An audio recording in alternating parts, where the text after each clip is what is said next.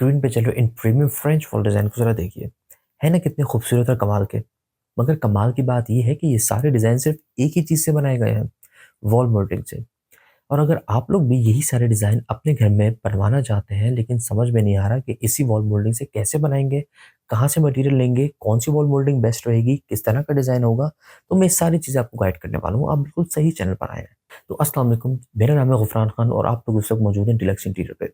इस चैनल पे हम लोग कंस्ट्रक्शन और इंटीरियर डेकोरेशन के हवाले से बात करते रहते हैं, समझाते रहते हैं, आपको अवेयर करते हैं कि किस तरीके से आप लोग मार्केट में हो रही जालसाज़ी, 2 नंबरी, नौसरबाज़ी से अपने आप को महफूज़ रख सकते हैं और एज़ एन इंटीरियर डिज़ाइनर आप लोग खुद भी घर में अपने काम कर सकते हैं।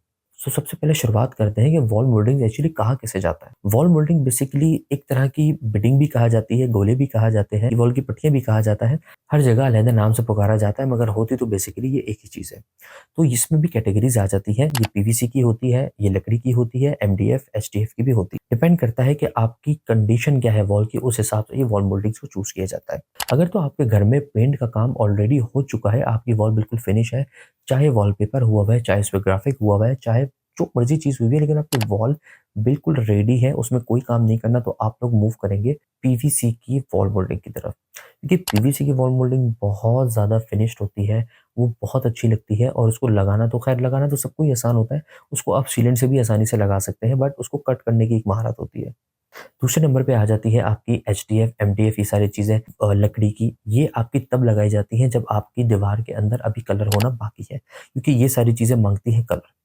अब आपकी वॉल अगर कलर होने वाली है तो आप लोग ये वाली मोल्डिंग्स लगाएँ लकड़ी की, एचडीएफ या एमडीएफ की। अगर आपकी वॉल ऑलरेडी रेडी है तो आप पीवीसी की मोल्डिंग की तरफ जा सकते हैं। कौन-सी मोल्डिंग्स अवॉइड करनी है, कौन-सी वॉल के ऊपर वो बताता चलूँ।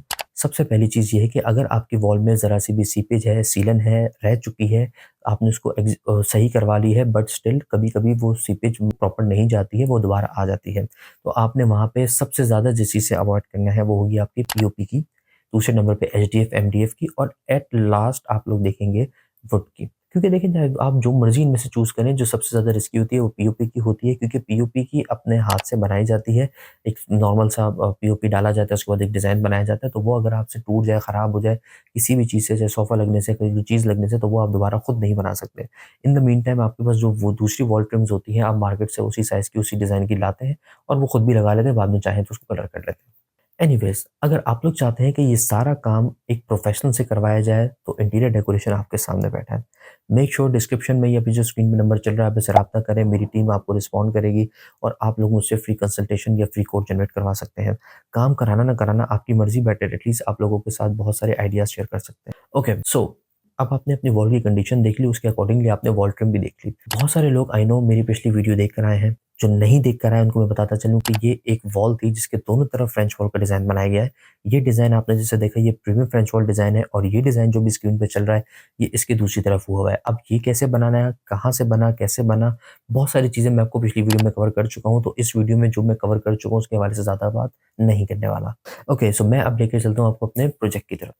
जैसा आप देख रहे हैं कि ये पूरी एक वॉल थी, कोरी है, इसमें कोई काम नहीं हुआ हुआ, जस्ट ये लासानी का जिसे हम एमडीएफ कहते हैं उसका पार्टीशन हमने कर दिया है।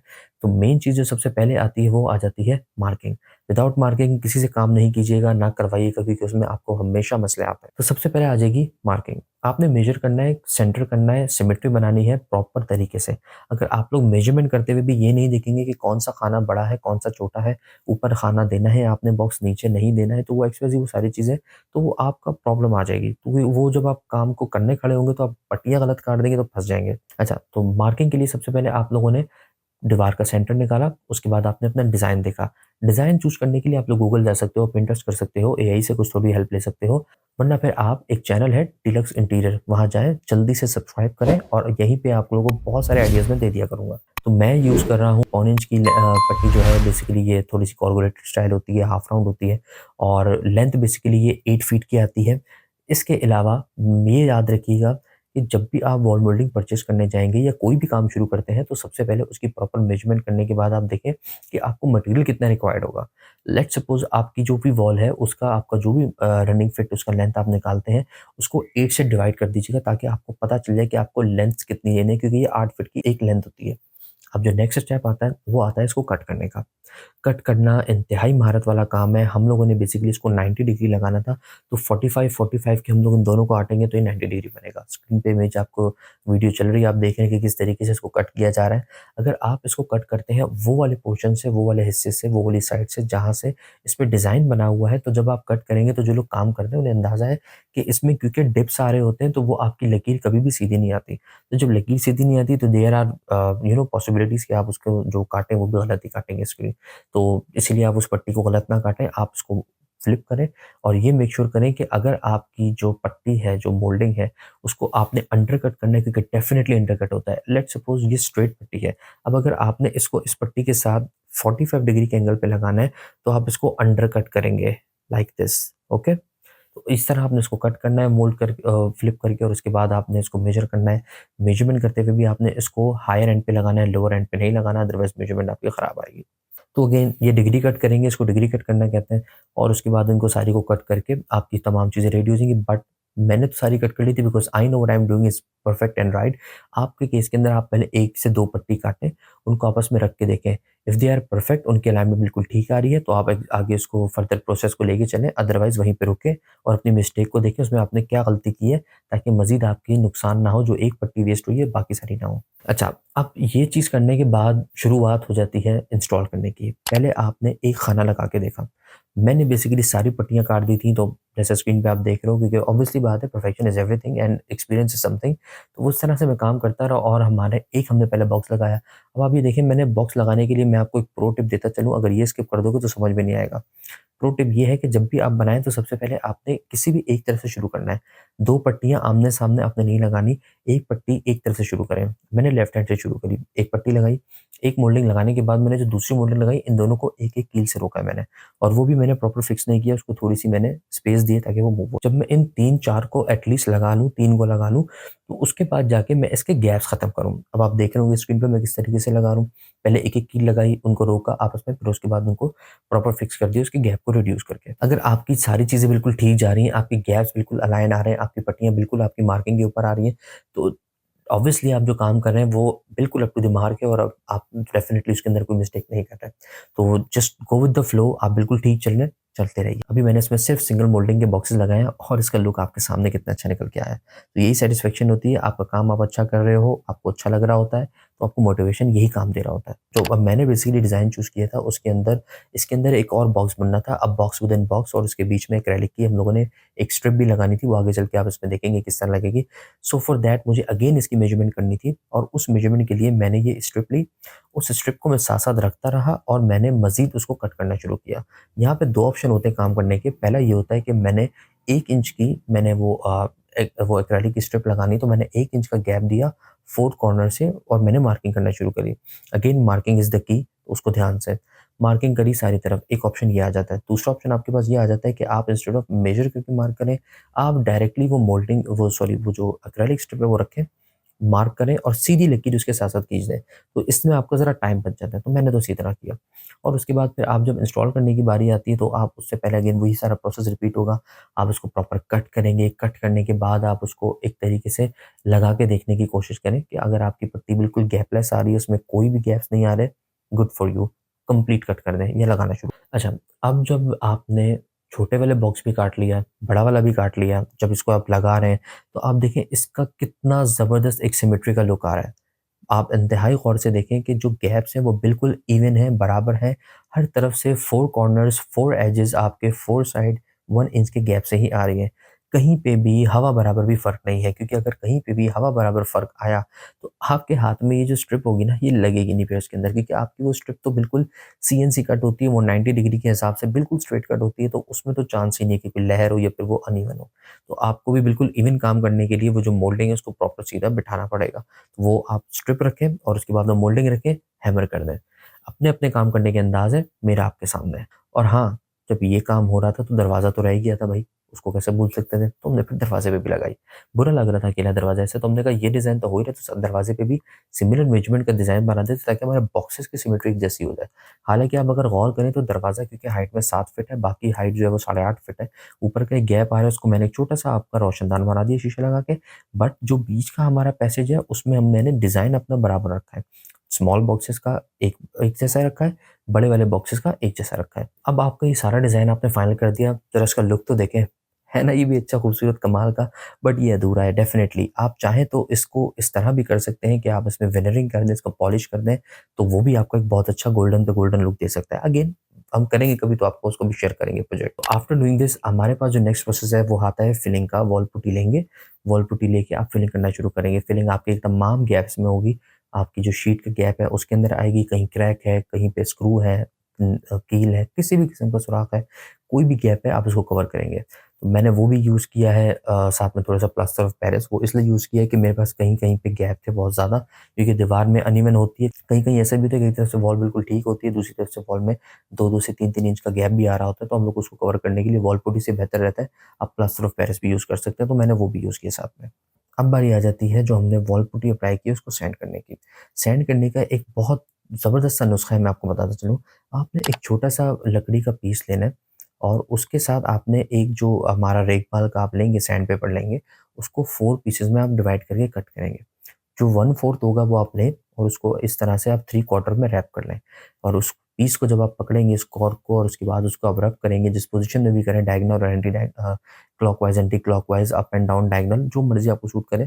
जब आप उसको रब करेंगे तो उसके बाद ये इवन तरीके से जो है ना वो फ्लोर पे स्प्रेड होगा। तो स्क्रैप करने के बाद अब बारी आ जाती है वॉल प्राइमर की। वॉल प्राइमर अगेन मैंने पानी वाला यूज़ किया, वाटर प्राइमर यूज़ किया। वॉल प्राइमर को लगाना शुरू किया और वॉल प्राइमर लगाने से पहले ये मेक श्योर कीजिएगा कि आपने वॉल प्राइमर ब्रश से लाज़मी लगाना है, क्योंकि ब्रश इज़ एन एसेंशियल जो उन कॉर्नर्स में जाके आपका वॉल प्राइमर या वॉल पुट्टी सॉरी पेंट पहुँचाता है, जहाँ पे रोलर आपका नहीं पहुँच सकता है। तो ये जितनी आप मोल्डिंग्स हैं, जितने कॉर्नर्स हैं, जितने एजेस हैं, आई प्रेफर्ड कि मैंने उसको ब्रश से करना था, तो दैट्स व्हाट आई डिड, आप देख रहे होंगे स्क्रीन पे। इन सारी चीज़ों को करने के बाद फिर आप रोलर लेते हैं और उसके से रोलर पे आप प्राइमर लगाना शुरू करें। फिर जब ये सारा काम मैंने कर लिया, उसके बाद मैंने इसका प्राइमर का 2 से 3 कोट किया। जब 2 से 3 कोट हो गए, आई एम सैटिस्फाइड, क्योंकि प्राइमर इज़ एवरीथिंग, आपके प्राइमर की कोटिंग बहुत अच्छी होनी चाहिए। Okay, now turn for paint. Paint मैंने व्हाइट बकेट यूज़ करी और उसके बाद उसमें ब्लैक ट्यूब इस्तेमाल करी।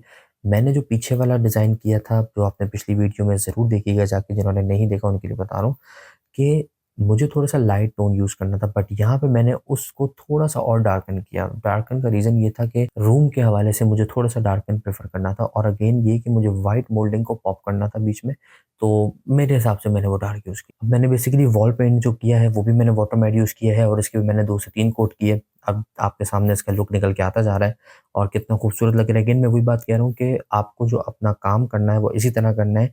एक आइडिया लेके चलें और उस आइडिया को फ़ॉलो करें। उस आइडिया के बीच में अगर आप एक और आइडिया डाल देंगे तो आपका काम आधा तीतर और आधा बटेर बन जाएगा। ना तीतर कहलाएगा, ना बटेर कहलाएगा, वो वाली बात है। ओके, सो अब बारी आ जाती है हमारी एक्रेलिक की जो स्ट्रिप है उसको पेस्ट करने की। तो एक्रेलिक स्ट्रिप आपको लगाने के लिए उसको ऑब्वियसली बात है 45 डिग्री कट करना होगा, क्योंकि आपने ऑलरेडी मोल्डिंग भी वैसी कट करी है, तो आपकी सिमेट्री मेंटेन रहेगी। क्योंकि ये सेल्फ एडहेसिव मैंने यूज़ करी है इसकी, यानी कि पीछे एक स्टिकर सा है, आपने उसको रिमूव किया और ये चिपक जाएगी। तो इन दोनों को 45 डिग्री कट करेंगे कॉर्नर से और अगेन वही बात है, इसमें आप सामने भी निशान लगा के कट कर सकते हो, क्योंकि ये तो दोनों तरफ से फ्लैट और इवन है। मैंने इस तरह से इसको कट करता रहा, एक-एक करके लगा के मेज़र करके, लेकिन इसको मैंने अभी चिपकाया नहीं था। मैं रख के देखता था, इन दोनों के एजेस मिला रहा था कि हाँ, ये ईदर सही बन रही है, सही लग रही है कि नहीं लग रही है। एक स्ट्रिप काटता, ये बहुत टफ जॉब थी, रियल जिसे आप कह रहे हैं स्ट्रगल था इसके अंदर भी। एक स्ट्रिप काटी पहले ऊपर कॉर्नर से, उसके बाद उसको मैंने साइज़ के ऊपर दूसरी तरफ से पूरी काट के अंडर कट किया, एक स्ट्रिप रेडी हो गई। उसके बाद उसको भी तीसरी दफ़ा काटा, तीसरी दफ़ा काटा, एक स्ट्रिप में से अगर 4 पीस या 3 पीस निकले तो वो अगेन वही जैसे कि मैंने मोल्डिंग को काटा। तो इसके अंदर भी आपकी वही मेहनत होगी, बट इसको बहुत ज़्यादा एहतियात से करना पड़ता है, क्योंकि अगर इसमें आपने ज़रा से भी बेएहतियाती बरती तो आपकी पूरी एक्रेलिक शीट, क्योंकि बहुत नाज़ुक होती है, टूट सकती है, तिरछियाँ हो सकती हैं इसकी, क्रैक आ सकते हैं इसके अंदर, तो आपने उससे बचना है। ओके, अब मैंने ये किया, चिपकाया नहीं, लगाता रहा जैसा आप देख रहे हैं, फिर एक तरफ से मैंने चिपका दी, व्हिच आई नो कि यार यहाँ एक तरफ से तो काम शुरू करना ही, तो मैंने वो वाली चिपका दी। उसके बाद मैंने गैप जो है वो बिल्कुल क्लोज़ करे और उसके बाद मैं लगाता रहा। अब ये आपके सामने है, जैसे-जैसे बनती जा रही है आपके सामने, इसका लुक कितना खूबसूरत निकल के आ रहा है। वन मोर थिंग कि अभी इस पूरे स्ट्रिप के ऊपर एक प्रोटेक्टिव फ़िल्म बारीक सी, यानी कि प्लास्टिक शीट लगी हुई होती है, जो लगाने के बाद इसको जब मैं प्रॉपर एट द एंड आपको मैं दिखाऊँगा, तो वो पट्टी उतार के दिखाऊँगा। और बाद में मैं डोर हैंडल भी एक लेकर आया था इसका क्रोम कॉपर कलर के अंदर, तो आप जैसा देख रहे हैं स्क्रीन में वो भी लग चुका है। और बिल्कुल ऊपर जो रोशनदान जो आप ग्लास लगा हुआ देख रहे हैं, इसके ऊपर भी मैंने मोल्ड पे इसके बॉर्डर्स पे एजेस पे लगाया है। एक्रेलिक स्ट्रिप, बट वो हाफ इंच की है। अब देखें वॉल माउंटिंग लग गई, कलर हो गया, स्ट्रिप भी लग गई, लुक आपके सामने कितना खूबसूरत आ गया। लेकिन अभी भी इसमें एक चीज़ मिसिंग है, मेरा मास्टरपीस। तो ये आ गया भाई जी मास्टरपीस, और मास्टरपीस लगने के बाद check this out.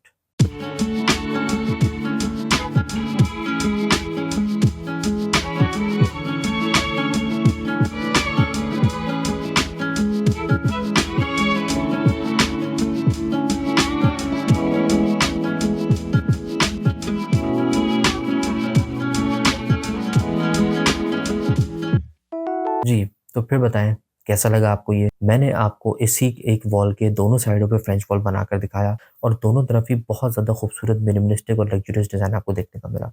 Living room, dining room के अंदर मैंने थोड़ा-सा मॉडर्न डिज़ाइन रखा है। अगेन वहाँ पे ज़्यादा हेवी डिज़ाइन रखने की ज़रूरत नहीं पड़ती, थोड़ा ऑड लगता है। हेवी डिज़ाइन आपके बेडरूम, आपके ड्राइंग रूम यहाँ पे चलते हैं। अगर आप लोग भी ये सारा काम करवाना चाहते हैं और आप किसी प्रोफ़ेशनल को हायर करना चाहते हैं, तो you are actually watching one, तो आपके पास जो नंबर आ रहा होगा, आप जल्दी से जल्दी मुझे व्हाट्सएप पे रीच आउट करें, कॉल करें, मैसेज करें, ताकि आपको भी मैं एक अच्छा-सा कोड जनरेट कर सकूँ। ओके, अब बारी आ जाती है इसके टोटल की, इसके प्राइस ब्रेकडाउन की। तो सबसे पहले इसमें हम लोगों ने जो वॉल मोल्डिंग यूज़ की है, उसकी बात कर लेते हैं। ₹150 की एक वॉल मोल्डिंग है ये, पौना इंच की है ये। मेरी यहाँ पे तकरीबन 30 लगी है। 30 इंटू 150, 4500 की आपकी ये आ जाएगी। इसके अलावा आपकी वॉल पुट्टी आपकी आ जाएगी, यस, 450 की है। और बाकी आ जाता है आपका वॉल प्राइमर, जो अप्रॉक्सिमेटली 1200 का है। कलर आपका आ जाएगा 1500 का। इसके अलावा जो आप स्ट्रिप देख रहे हैं, जो गोल्डन स्ट्रिप इसमें एक्रिलिक वाली लगी है, ये आपको कॉस्ट करती है 300 each for 1 inch, so it's 300 multiply by, मेरी यहाँ पे बेसिकली ये 15 यूज़ हुई हैं, हमारी ये हो गई, टोटल आ गया 12,150। अब इसके अलावा सैंड पेपर, छोटे-मोटे आपके मिसcellaneous हार्डवेयर, सारी चीज़ों के आप रख लीजिए ₹1000। ये आ गए आपके 13,150 के अंदर। मैंने लेबर चार्जेस, ट्रांसपोर्टेशन एंड एक्सवाइज़ेड कोई आपके दूसरी चीज़ें चार्जेस होते हैं वो नहीं है। कोई डिज़ाइनर हायर करें उसके चार्जेस नहीं है। So this is what it is. ये डिज़ाइन बनाने की आपको जो एक्चुअली होम कॉस्ट आएगी वो मैंने आपको बता दी है। तो उम्मीद है आपको मेरा व्लॉग पसंद आया होगा। अगर ये वीडियो आपको पसंद आई है तो make sure you subscribe the channel, ताकि आने वाले वक्तों में भी मैं आपको बहुत ही ज़बरदस्त किस्म के आइडियाज़ शेयर करूँ। और इतनी मैं आपको गारंटी दे सकता हूँ कि आप मेरे साथ जुड़े रहेंगे तो आप लोग इतने ज़्यादा ट्रेन हो जाएँगे कि आप अपने घर में काम अपने हाथ से भी कर सकते हैं। डिज़ाइन करना चाहेंगे तो खुद आप डिज़ाइन कर सकते हैं। डिज़ाइनर्स को, कॉन्ट्रैक्टर्स को आप बेसिकली जो है वो डील कर रहे होंगे। तो इतना मैं आपको अवेयर कर दूँगा। दुआ में इजाज़त दें। अल्लाह हाफ़िज़।